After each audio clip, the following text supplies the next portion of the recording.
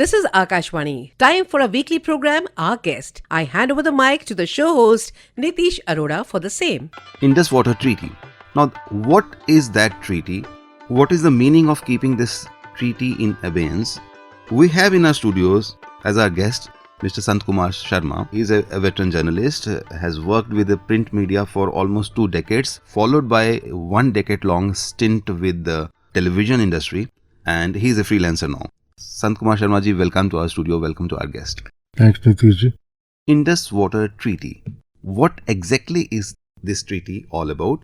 And keeping this treaty in abeyance, what is the significance of this move by India? Indus Waters Treaty has become India's war on terror.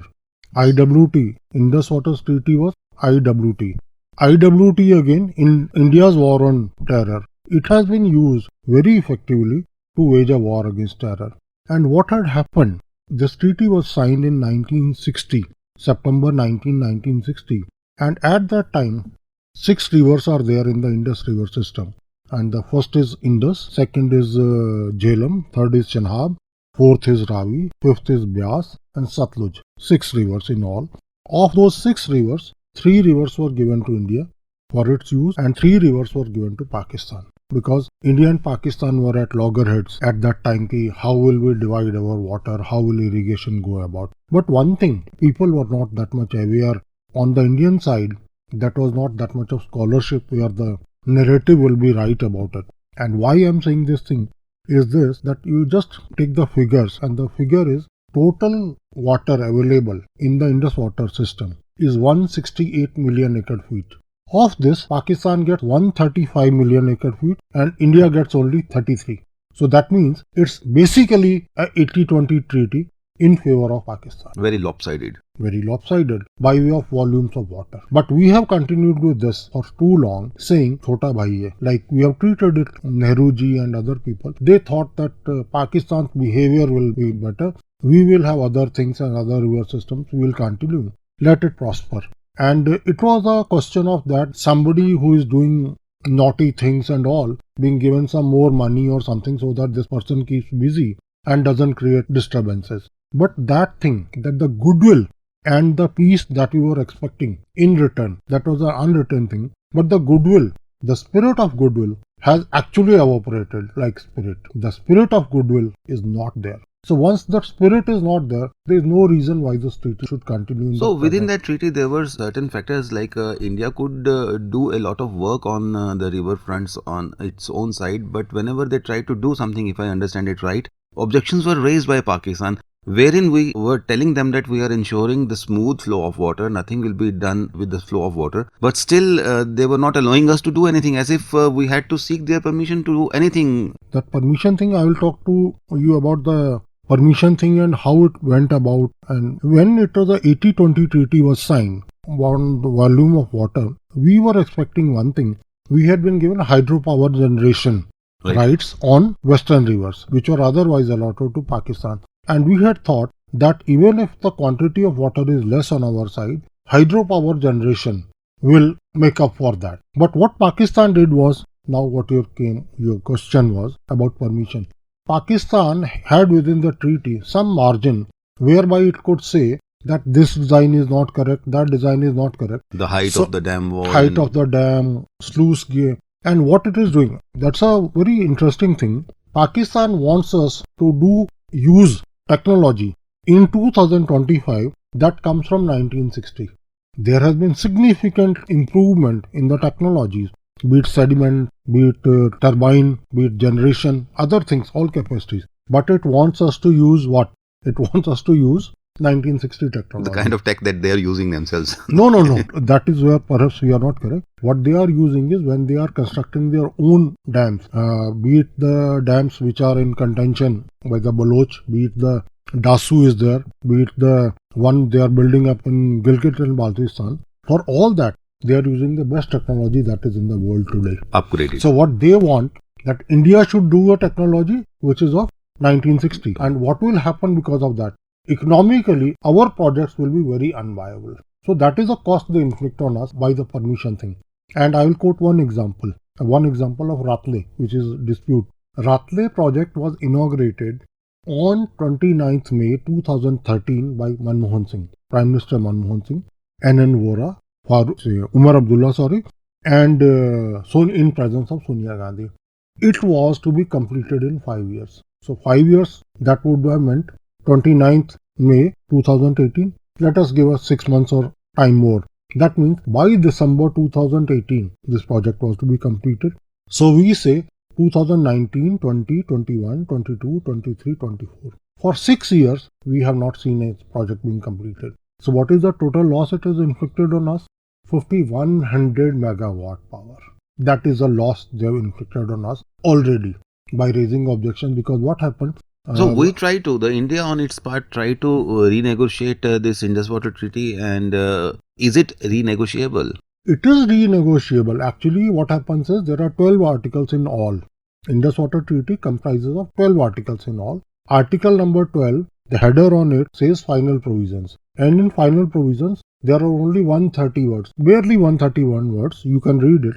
In that 131 words, there is clause 3. In clause 3, it says the treaty can be modified from time to time by mutual consultation. Okay. And in 2023, on 25th January, we gave them notice under Article 12.3 that we should modify the treaty, we should renegotiate it. But they said no, we will not do it. Then again, some more notices were given, and one in the public domain is August 30, 2024. Again they refused. Now, how do you interpret the phrase from time to time? In 63 years, you don't invoke a clause. Suppose it exists between me and you. But that clause is not dead. If it has remained dormant, that doesn't mean that it's not part of that. Pakistan used it in a selfish manner and won't let us do it. No, we will not negotiate, we will not renegotiate. And the word abeyance does not exist. Abeyance does not exist. But we have kept it in abeyance. The word that exists on the treaty, Pakistan will not let us do. So what we have done, we have also brought a word, abeyance, which is not there in the treaty. Now, they said that this is challengeable and they can go into International Court of Law and Justice. Is it so? I mean, are we on the correct path, and is it challengeable when we keep it in abeyance and Pakistan now, in fact, they have written a letter to our ministry that we are ready to negotiate on this. No, as far as you said about challenge and the courts, if somebody is following you in a car and he honks, you can go to the court and say, I challenge his honking. So, agar they want to challenge it, which means they understand that then it will be in abeyance for life. For all the time. So that is why they have now. Processes are long. So exactly. At least we are ready to say we are willing to negotiate. But once you are in the court may take its own sweet time. So at least for that much period, we are clear that it is in abeyance. So we lose nothing. And if they go what to are challenge, the things? We should rather finance their thing and we should tell them, we will stand collateral for you. You go to World Bank because you won't be able to pay the fee for the barristers and all. So we stand collateral to you. Please go to ICJ. So which means this is a very masterly move by India.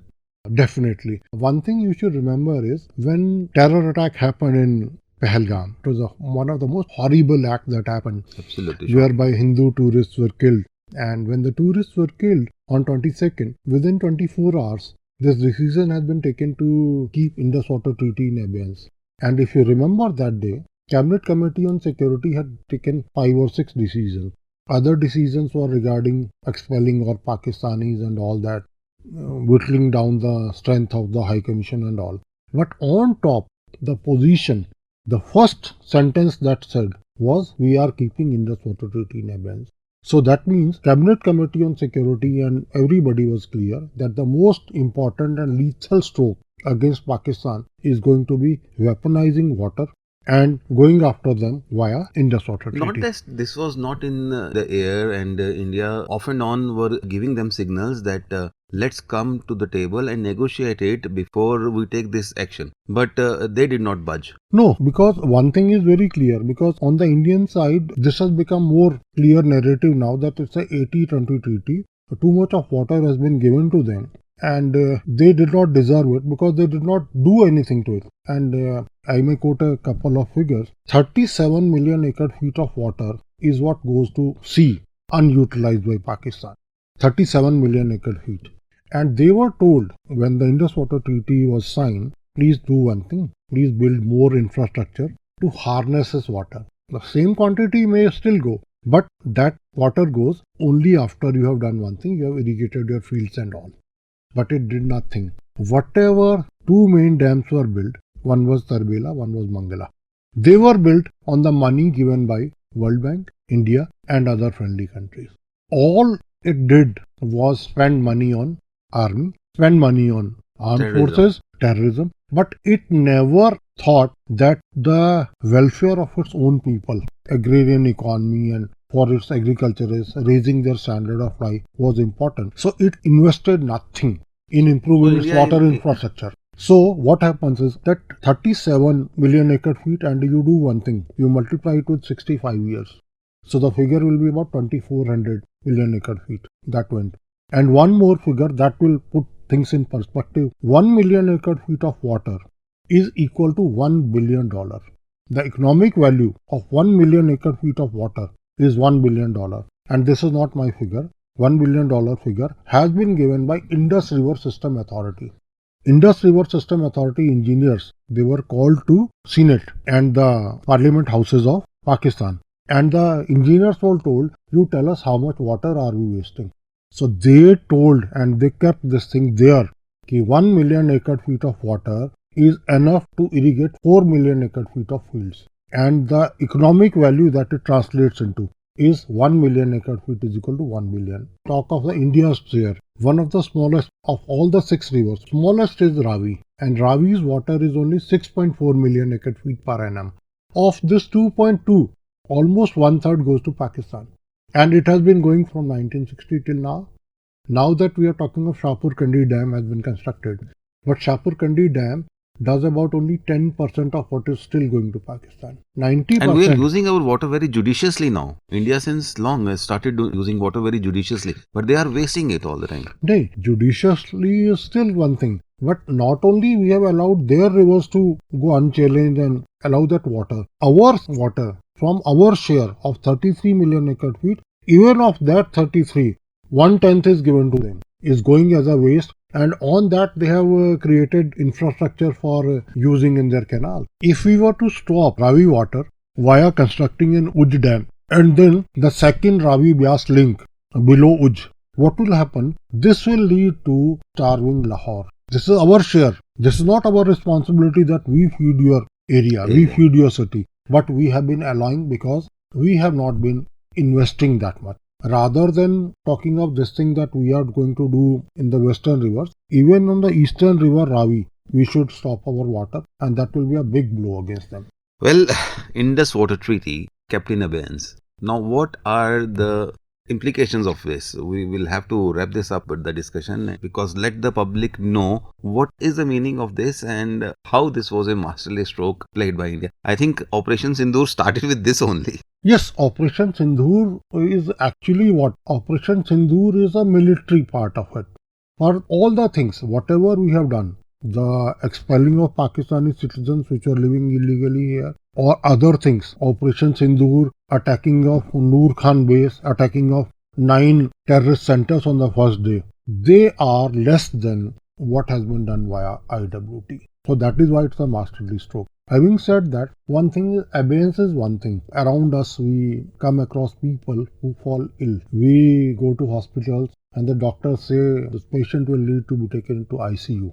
Now, ICU is one place. Once you have put the patient there, you are not sure whether this patient is coming in or going on a journey. So, this putting it in abeyance is meaning one thing. I am not sure whether the patient comes out on this side or that. So that is how I'll put the abeyance. This is what is going to happen to Pakistan now. Oh, the first thing that they thought that water will not be coming, and suddenly the Chenab was gushing with water and they said, oh, Pani aa gaya, we are being flooded. Then suddenly we stopped it. I think Indus Water Treaty need to tell them before releasing the water, we have to give them the information. That also has been stopped now. So they will have to be in the preparedness all the time, 24 hours a day, 365 days a year. No, one thing is that we were doing, we were made generous with them. And data sharing was happening. Whatever data was of the 6 rivers, their discharges and others, we were sharing on a real-time basis. Real-time basis is just as we are talking. Exactly. On the same time, they will get. The moment they are collected, information is collected on our side, Indian side, will relate to Pakistan. Now we are not data sharing. Now what is the impact of data sharing? Let me try to explain. What happens in data sharing? We are using mobile phones, which we call smartphones. On that we what do? We are not using these phones only for receiving and making calls. This is also used for booking a ticket to air, Lot of for things, buying making all the payments, things. all those things. All the things. So now what happens? What is a dumb phone? A dumb phone is that only which can do Calls. one call. So once you don't have data deficiency is there, it's going to impact them in a very bad manner. And water being stopped and released. Earlier we were forced or we were incumbent to allow 50% of water, incoming water, to go towards their side. Suppose there were 20,000 of cusecs which was coming in, 10,000 cusecs we have to give every day and all the time. But now what we are doing is, we are retaining all the 20,000. And now if we have 20,000, we can retain it for 8 days, 10 days and then do one thing. Le lo. Sara ka sara, in one go, we allow it to go towards that side. So then again, we stop for 10 days, 12 days, and incidentally, one of the most interesting things is, people perhaps don't realize, in Baglihar in 2005, when I started working on Indus Water Treaty, Baglihar has more retaining capacity than it actually is allowed to. What had happened, the Raymond Lafferty, who was the neutral expert, he had said it had reduced the water pondage. So now we will go to full pondage. After full pondage, release it. And the days ahead are the summer days, will be scorching sun. Needs will be going up, availability going down. And the sowing season is coming up, and they are pretty much afraid that the sowing season will go wrong if water doesn't come, because Pakistan is not getting much of rains also, if I am not wrong. Tarbela and Mangala had reached dead level in March. On the Both were Pakistani dead side. level. Yes, on the Pakistani side. That was on the dead level. That means no discharge was possible water from them. So they are in a bad shape still. And the total deficiency they have been suffering is of the range of 50% plus. So they are in a bad shape. Is this really going to help in the war against terror? Because I think 75 years on, we've not been able to make them understand in whatever way that leave this path of terrorism. No, because terrorism for them is a jihad. What they call terror also, they term jihad. Jihad is a grand strategy. They want to have an asymmetric war, that India is too big. So what we can do is, we can boil it down and we can go by 1,000 cuts. We don't need 1,000 cuts. We need about 4 BrahMos at one place, 4 or 5 BrahMos at 4 or 5 other air bases. And that instead of 1,000 cuts, we need about 10 cuts. And that 10 cuts given to them are just about what they dream of 1,000 cuts. What do we see the future of this treaty now? In the royal tradition, it is something very common slogan. It said, "The king is dead, long live the king." Indus Water Treaty, as it was signed on September 19, 1960, that is dead. If on its ruins, a new treaty can be built up by the common negotiation, by mutual negotiation, welcome. Otherwise, Pakistan can go where it wants to. Pakistan did one thing. They played double T, trouser test. Trouser test was our Hindu tourists were subjected to in there. And we also say we accept double T. But our double T is terror test. So we subjected you to terror test. How is Indus Water Treaty, which we started in the beginning? Now Indus Water Treaty, IWT, is India's war on terror, and that will continue. So keeping Indus Water Treaty in abeyance means that this is India's war against terror, and the message is loud and clear. Sant Kumar Sharma ji, thank you so much for being our guest today. Thanks a lot. It's a pleasure. You were listening to the weekly program Our Guest, that is broadcast every Monday at 9:15 a.m. Don't forget to tune in next week, same day, same time and same frequency for more on Our Guest. Have a nice day.